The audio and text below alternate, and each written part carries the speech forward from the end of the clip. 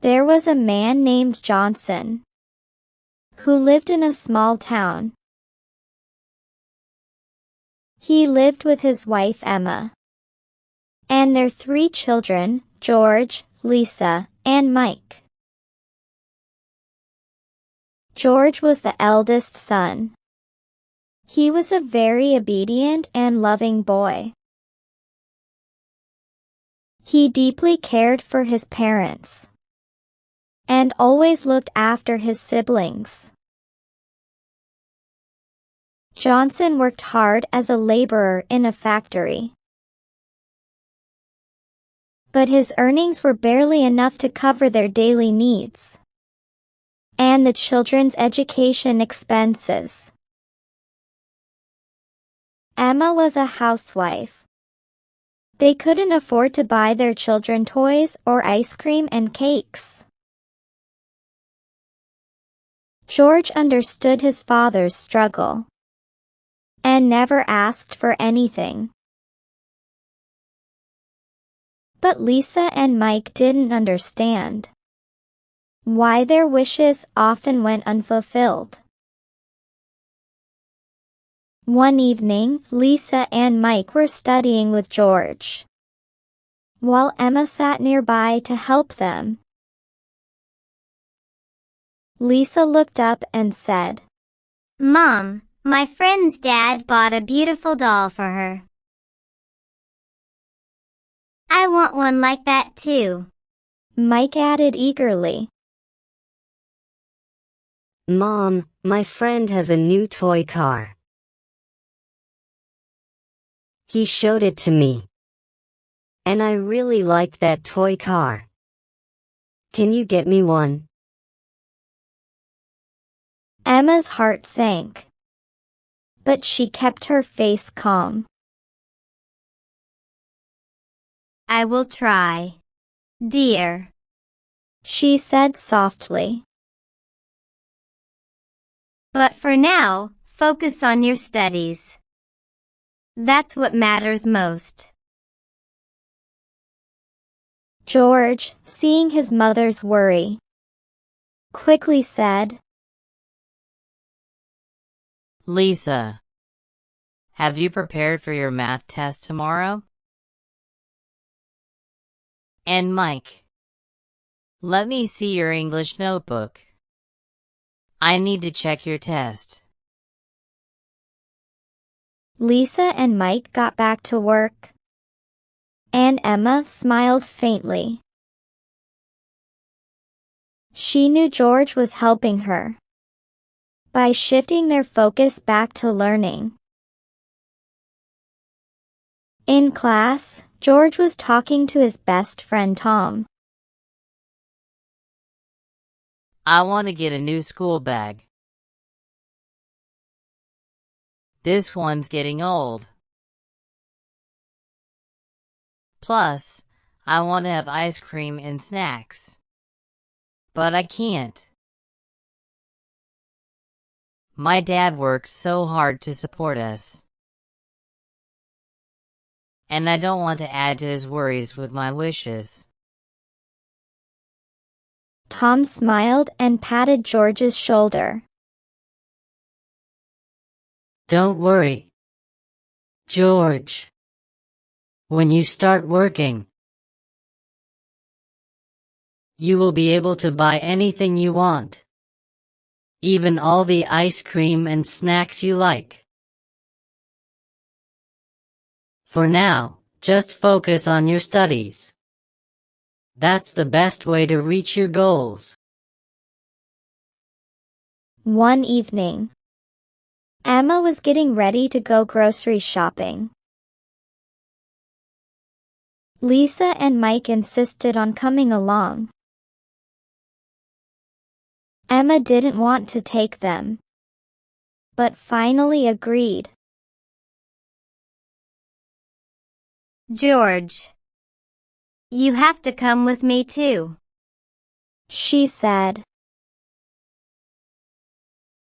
"Of course. Mom, I'm ready," George replied.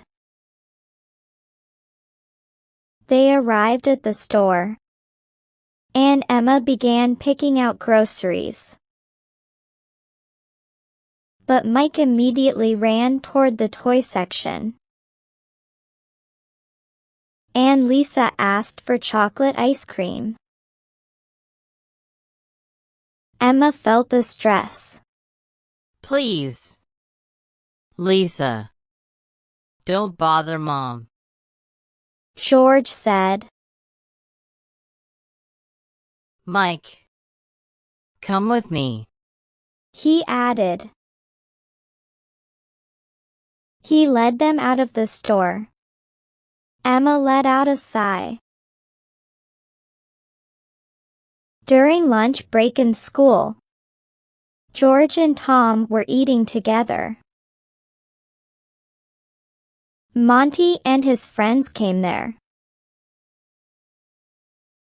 Monty looked at George and said, I bought a new bicycle.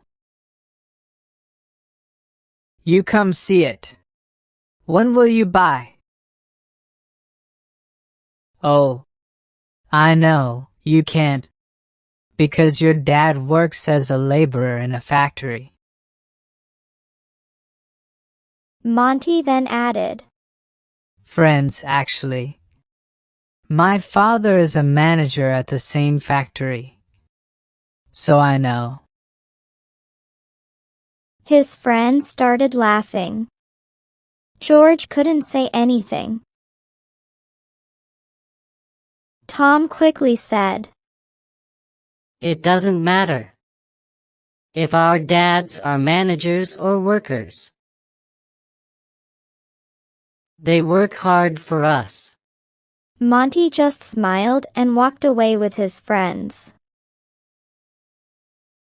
Johnson returned home late one evening. He was looking tired. George quickly handed him a glass of water. Thank you, my boy, Johnson said. George asked, Dad, can I press your shoulders? You must be tired. Johnson shook his head gently. No. Thank you, son. Just then, Mike and Lisa came running and climbed into Johnson's lap. Emma came from the kitchen and said, Dinner is ready.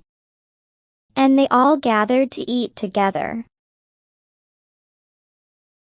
After dinner, Johnson and Emma wished the kids good night and went to their room. As the kids lay in bed, Lisa said, Brother, I want to eat cupcakes. My friend brought cupcakes in her lunchbox, and they looked so tasty. George gently replied, Lisa, it's time to sleep now. Close your eyes, or we will be late for school tomorrow. Lisa soon fell asleep, but George couldn't. He thought, I need to do something for my siblings and me. Maybe I can find small jobs for our small wishes. Yes. Small jobs for small wishes. one evening, George was heading to the store for school supplies when he met Mrs. Sarah, who seemed rushed. Where are you going? He asked. She replied, I need groceries, but my kids are alone at home. George offered, Can I get them for you? She handed him a list and money. George bought everything, delivered it to her, and returned the change. Mrs. Sarah smiled and gave him $20 as thanks. The next day, after school, George bought chocolate ice creams for his siblings. They were very happy. One Sunday, George noticed Mr. Harris struggling to tend her overgrown garden. Can I help you? He asked. Oh yes. Please. He replied. He guided him what to do. George worked hard and did a great job. Mr. Harris gave him $50 as a thank you. George was thrilled, and soon, other neighbors began reaching out to him for help. Emma grew concerned about his studies. But when Johnson said, Why work so hard? Your education is enough. George replied, Dad, it makes me happy. And I promise my studies won't suffer. Hearing this, his parents let him continue. One day, George bought ingredients for cupcakes. At home, he carefully baked cupcakes. After baking, he drizzled chocolate syrup over the cupcakes. Emma tasted one and smiled. These are so good. Lisa exclaimed. You can sell them. Inspired by her words, George began selling in the evening at a stall outside his house. Customers loved them, and his sales grew day by day. One day, George asked the principal, Can I sell the cupcakes during recess? The principal shook his head. Sorry. Some parents might have issues with this. George's face fell, but he nodded politely. Okay. Sir. And left. A few months later, the school announced that students could set up food stalls next Monday. George went to the ma'am and gave the names of his group members for registration. George took the responsibility of baking cupcakes. He baked all Sunday with Emma's help. On Monday, Johnson and Emma went with George to school.